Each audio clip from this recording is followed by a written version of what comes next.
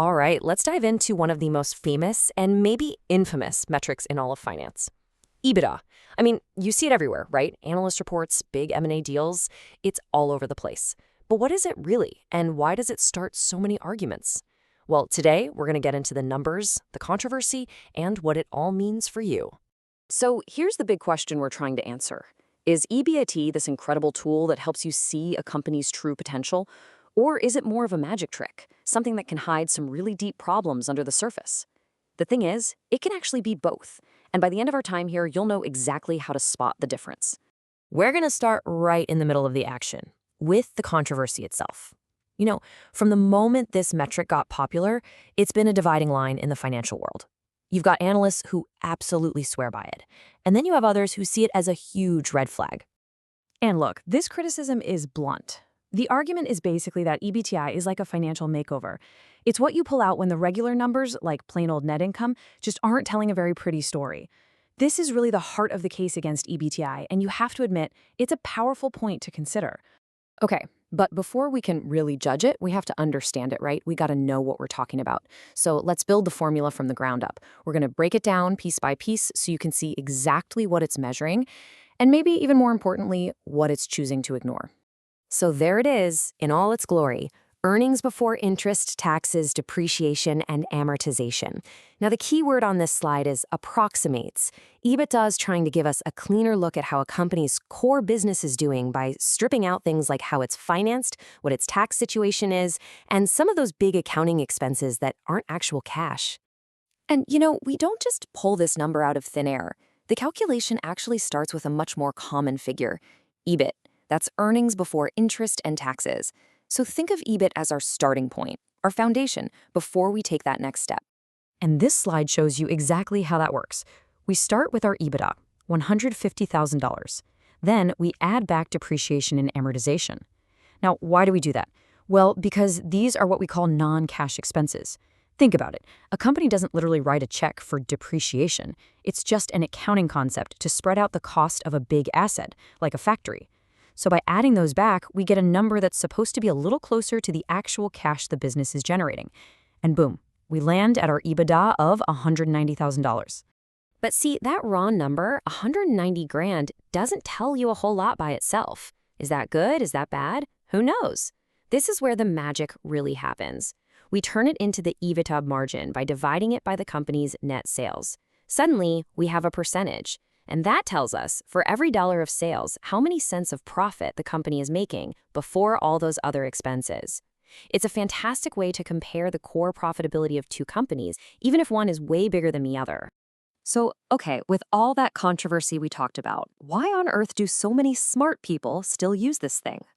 That brings us to the case for EBITDA. Because despite all its flaws, there are a couple of really solid reasons why it's become such a go-to tool in finance. The argument for using EBITDA really comes down to these two big ideas. The first is operational comparability. It's all about trying to compare apples to apples. It lets you look past how a company is financed or its unique tax situation and just ask, how good is the actual business at making money? Second, and you'll hear this all the time, analysts use it as a quick and dirty proxy for cash flow. It's a back-of-the-napkin way to get a sense of the cash coming in the door. Let's make this totally real for a second.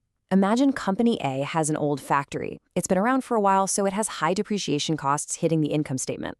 Company B, on the other hand, just built a shiny new factory, so its depreciation is low. Just looking at net income, Company B looks way more profitable. But is it really? EBITDA lets us strip out that depreciation difference so we can see which company's operations are actually more efficient. It helps level the playing field. Okay, that all sounds pretty useful, right? So, what's the big deal? What's the problem? Well, now we have to flip the coin and look at the case against EBITDA. And this is where we get into the very real dangers of relying too much on this one little number. This quote really cuts to the chase. The critics argue that by ignoring some very real, very painful expenses, EBITDA paints a picture that's just too good to be true. I mean, as an investor, what you really care about is the cash that's left over after all the bills are paid. And that includes interest, it includes taxes, and it definitely includes the money you need to replace your old, worn-out equipment. So here are the two giant blind spots of EBITDA. First, it just plain overstates income. Interest payments and taxes, those are real checks you have to write. And depreciation, well, that represents the very real cash you're going to have to spend in the future to replace your assets. Ignoring it is like pretending your car will run forever without any maintenance. Second, it totally ignores something called working capital. That's the cash a business needs to be tied up in things like inventory and waiting for customers to pay. You can have an amazing EBITDA number, but if all your cash is stuck in a warehouse full of unsold products, you can still go bankrupt. Here's a pretty good way to think about it. EBITDA is kind of like a car's horsepower. It's a cool number, and it tells you something important about the engine's raw power. But you wouldn't buy a car just based on its horsepower, right? You'd also want to know about its gas mileage, how much it costs to maintain, and, if the brakes actually work. EBITDA gives you the horsepower, but it leaves out all those other critical details.